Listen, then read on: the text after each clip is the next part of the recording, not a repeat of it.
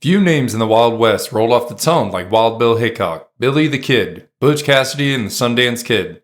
Then, there was Marion Hedgepeth, a name that sounded more like a banker than a killer, more suited to a dance card than a wanted poster. Yet, behind that genteel name stood one of the last true gunslingers of the dying frontier, a man the papers called the Handsome Bandit. Dapper in his dress, lethal with a gun, and cool under fire, Hedgepeth robbed trains, ran with killers, and gunned down men who crossed them.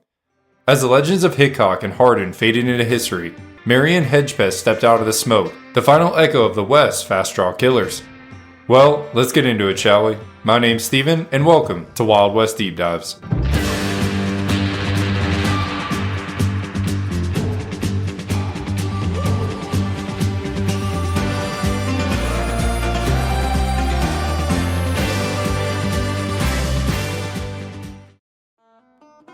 Before we get started, if you notice a change in my voice, it's not a new mic, I'm just a bit under the weather. But as the old saying goes, the show must go on. Marion Hedgepeth was born on the 14th of April, 1856, in Prairie Home, Missouri, to John and Sarah Ann Sally Cotton Hedgepeth. Heck of a name. At just 15 years old, Marion ran away from home and drifted west, working briefly as a cowboy across Colorado, Wyoming, and Montana. Restless and ambitious, Hedgepeth soon turned to crime. First stealing horses and rustling cattle, then moving on to train robberies and murder. By the time he was 20, his name was already known across the frontier as a young man who traded the saddle life for the outlaw trail. Before we get too far, why was he called the Handsome Bandit?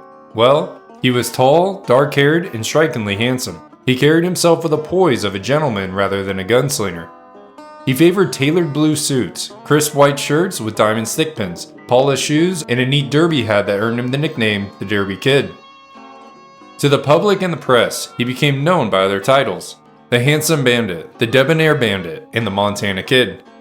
Even during his criminal exploits, Hedgepeth and his gang went to lengths to maintain appearances, renting homes in fashionable neighborhoods and buying elegant clothes piece by piece to avoid suspicion. Beneath that polished image, however, was a cold and deadly gunman, one of the fastest and most dangerous in the waning days of the Wild West. According to Ron Sudelter from True West magazine, William Pinkerton, head of the famed detective agency's Western Division, and a man who had met more than his fair share of desperados, commented on Hedgepeth's fast draw, saying that Hedgepeth was bad clear through. He recalled seeing a man pull his revolver and began to level it before Hedgepeth even noticed, but once he did, he drew his revolver and shot the man through the heart before the man could even get a shot off. In November 1883, Marion Hedgepeth was sentenced to 7 years in the Missouri State Penitentiary in Jefferson City for larceny and jailbreaking. He was discharged on the 16th of February 1889. Unfortunately, there isn't much info I could find on this other than he was arrested and released. But upon release, he moved to Kansas City, Kansas, settling in the Seldom Seen District, a lawless place where police were seldom seen. Hedgepeth joined forces with Adelbert Bertie Sly, James Illinois Jimmy Francis, and Lucius Dink Wilson to form what became known as the Sly Wilson Gang.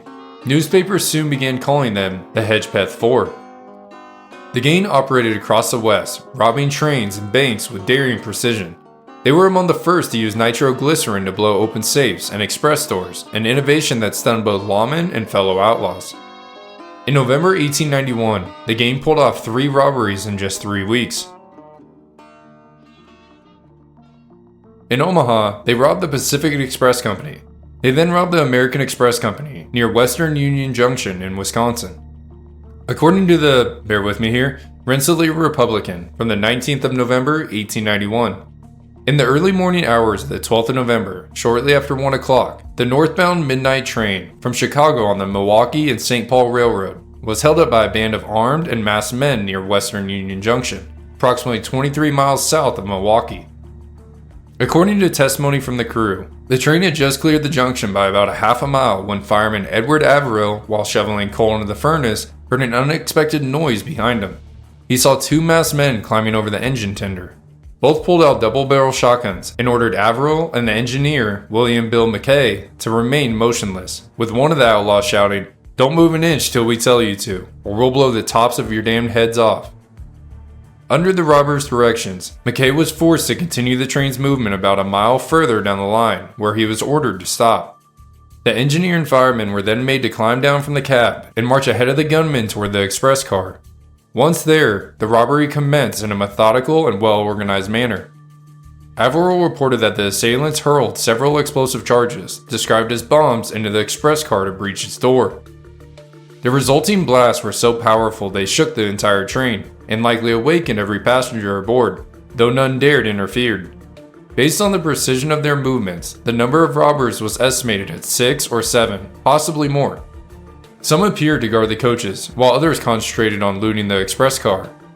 The robbers compelled Fireman Averill to assist them, forcing him to use a jimmy to pry open crates and safes after clearing dead matter, essentially miscellaneous freight from the car. Averill recounted, "They made me walk ahead of them to the express car. I had to do their dirty work, but I was glad to get off with a whole skin." He further stated that the Outlaws obtained the express messenger's keys after a brief struggle, granting them access to the secured compartments. The gang's organization suggested prior planning and familiarity with the route.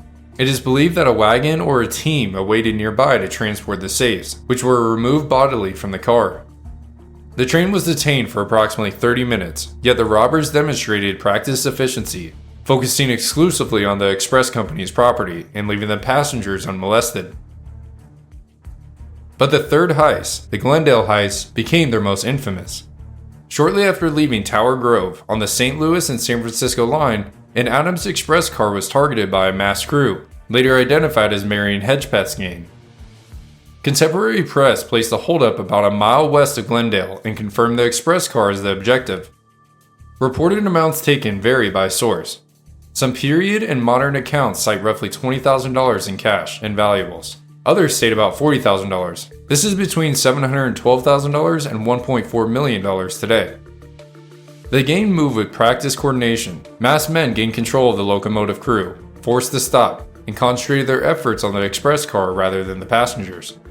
When the messenger refused to open up, the robbers used high explosives again, described in Pinkerton materials and later histories as nitroglycerin charges, to blow the door and then the safe. The messenger was seriously injured by the blast, but after seizing the contents, the band fired covering shots and disappeared into the timber near the right-of-way. Newspapers the next day leaned hard in the Jesse James parallels, stating, "In Jesse James territory," noting the proximity to earlier James robberies and the audacity of striking so near St. Louis. Adams Express promptly retained the Pinkerton Detective Agency, which applied its growing index of mugshots, clippings, and criminal dossiers to sort method from signature and identifying subjects. They were essentially the early version of the today's FBI.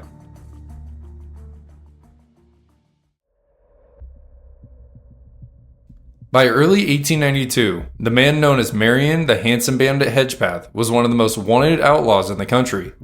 The Glendale Express robbery of November 1891 had drawn national attention, and Pinkerton operatives across several states were tracing every lead. Chief Harrigan of St. Louis relayed intelligence to the agency's western offices, including photographs of Hedgepeth and his associate Sly. Robert A. Pinkerton, then visiting San Francisco, broke from his trip to pursue the case personally. Hedgepeth had operated a small restaurant in Los Angeles the previous summer, and Sly had recently been seen there. When Pinkerton and a local detective arrived in the city, the restaurant was closed, but they soon found Sly running a saloon under the alias Albert Denton. A gold watch in his possession was later identified as belonging to the express messenger robbed at Glendale, sealing his fate. Sly admitted who he was and agreed to return to Missouri without a requisition. Pinkerton took him into custody and arranged his transfer east.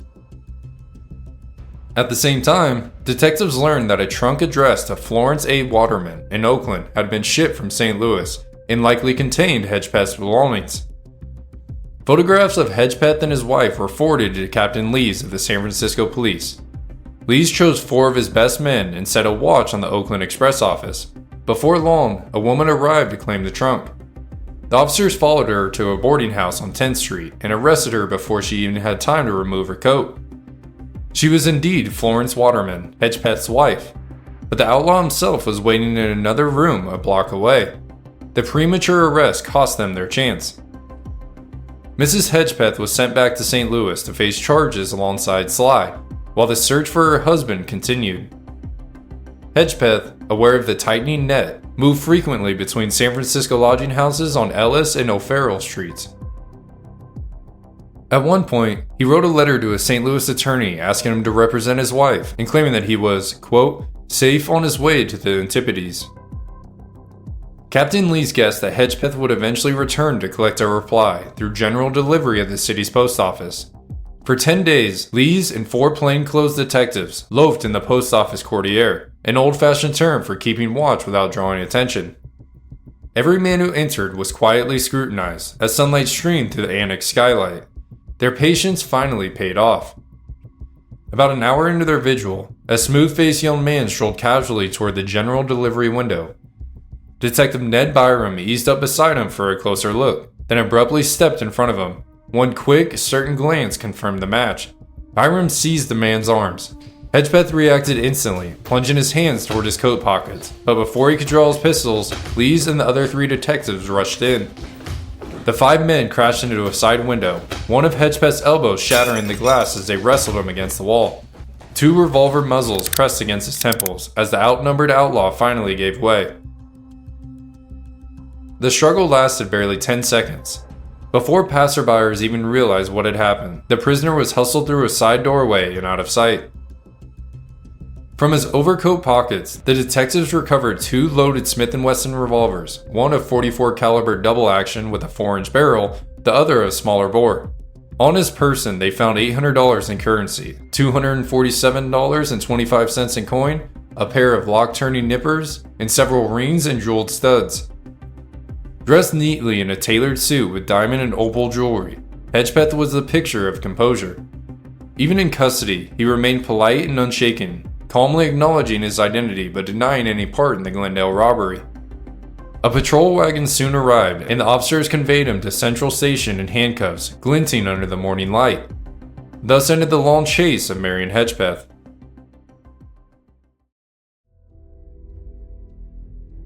He returned to Missouri and received a 25-year sentence in the state penitentiary at Jefferson City. But this isn't the end of Hedgepeth's story. No, it would take a very interesting turn, when while serving his time, he shared cells with H.M. Howard, but in truth, Howard was Herman Webster Muggett, better known to history as Dr. H.H. Holmes, the swindler and serial killer who had operated the infamous murder castle in Chicago during the 1893 World's Fair.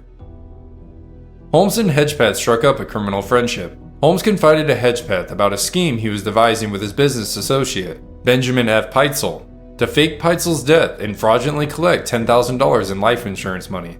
In exchange for the name of a trustworthy lawyer and some legal help, Holmes promised Hedgepeth a $500 cut of the proceeds. When Holmes was released on bond a few days later, he followed through on the plan, but never paid Hedgepeth his share. Feeling betrayed, Hedgepeth decided to expose him. On the 9th of October 1894, while still in prison in St. Louis, he wrote a detailed letter to Major Lawrence Harrigan, Chief of Police, describing the entire fraudulent insurance plot. I'm not going to read the entire letter, but it's still preserved in historical archives, and I'll leave a link in the show notes. Hedgepeth carefully outlined Holmes' alias, the details of the plan, the involvement of attorney J.D. Howe, and the suspicion that Holmes had murdered Peitzel rather than stage his death. Hedgepeth even provided addresses, company names, and the insurance firm's likely identity, the Fidelity Mutual Life Association of Philadelphia, urging officials to contact them immediately. Acting on Hedgepeth's information, Inspector Gray of the insurance company visited Chief Harrigan, confirmed the authenticity of the letter, and launched an investigation. Within weeks, authorities uncovered the body of Benjamin Peitzel, proving that Holmes had indeed murdered his supposed partner along with the Peitzel children. The confession from Hedgepeth ultimately led detectives to the killer's trail. Holmes was arrested in Boston later that year and extradited to Philadelphia, where he was tried and convicted for Peitzel's murder. During the investigation, police also uncovered evidence of multiple other killings tied to Holmes' Chicago operations. Hedgepeth's information had been the critical link that exposed H.H. Holmes and brought one of America's earliest known serial murderers to justice. Holmes was executed by hanging in 1896. For his cooperation, Hedgepeth's sentence was reduced, and after serving 14 years of his original 25-year term, he was pardoned by the governor.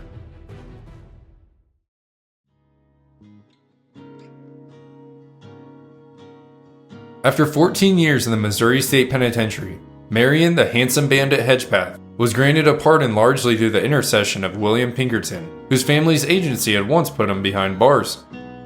On the 4th of July 1906, the 45-year-old outlaw walked free, but he didn't look 45. The Kansas City Times reported that he looked like a skeleton and appeared 60 years old. His jaws sunken, his eyes deep set, and his hair thin and gray. Hedgepeth, suffering from tuberculosis, told reporters he was ready to be good. For a short time, Hedgepeth seemed to mean he was ready to be good. He returned briefly to Prairie Home, Missouri to visit his aging mother and then settled into a modest life as a shoemaker. Ironically, he also provided occasional information to the Pinkertons. But the quiet life didn't last. In 1907, he was arrested in Omaha, Nebraska for burglarizing a storage house in nearby Council Bluffs, Iowa. Convicted the following spring, he was sent to the Iowa State Penitentiary at Fort Madison, where he served a year before being released in 1908. The disease that had ravaged his body continued to worsen. By the time he reached his early 50s, Hedgepeth was gaunt, weak, and chronically ill. Yet he slipped back into the life he had best known, the life of an outlaw. On the night of the 31st of December, 1909, he entered a Chicago saloon dressed, as he always was, like a gentleman, wearing a clean suit, a bowler hat, and polished shoes. He was dying of tuberculosis, but had decided to attempt one final holdup. As he was robbing the establishment, a police detective suddenly appeared in the doorway and ordered him to surrender. True to form, Hedgepeth refused and pulled his revolver, but his quick-draw days were over. But he did get a shot off, though he missed, as a bullet from the detective struck Hedgepeth in the chest. As Hedgepeth fired again into nothingness, a bullet struck him in the head. The once feared gunfighter, the Derby Kid, the Handsome Bandit, fell to the floor, his Colt revolver still in hand. He was taken to St. Anthony's Hospital, where he died shortly afterward. His death certificate listed the cause of death as shock and hemorrhage. In the space for occupation, the Cook County coroner wrote a single word: shoemaker. Marion Hedgepeth was buried in an unmarked grave at Dunning Cemetery, the potter's field of the Cook County Poor Farm, ending the life of one of the last true outlaws of the Old West. In the end, Marion Hedgepeth's story is a bridge between two dying worlds, the Old West of six-shooters and fast draws, and the modern age of cities, telegraphs, and detectives. He dressed like a gentleman, killed like a gunslinger, and died in a time that had already outgrown him. Once feared and admired as a handsome bandit, Hedgepeth lived by charm and violence until both failed him. By the time he fell in that Chicago saloon, the frontier was long gone, the railroads were tamed, and the Pinkertons had replaced the posses. His final act wasn't a grand robbery or a duel under the prairie sun, but a desperate gesture from a man who couldn't live outside the legend he'd built. Hedgepeth's life closed the curtain on an era, the last echo of the fast gun and the fading myth of the American outlaw. I hope you all enjoyed this episode on the Handsome Bandit. If you did, please leave a thumbs up and maybe subscribe if you feel so inclined. Join the Wild West Deep Dives membership team. You'll get access to bonus content like the first stagecoach robbery in United States history. It's just $1. I appreciate y'all's support. We will see y'all next week, and remember, when in doubt, shoot straight, shoot fast. God bless.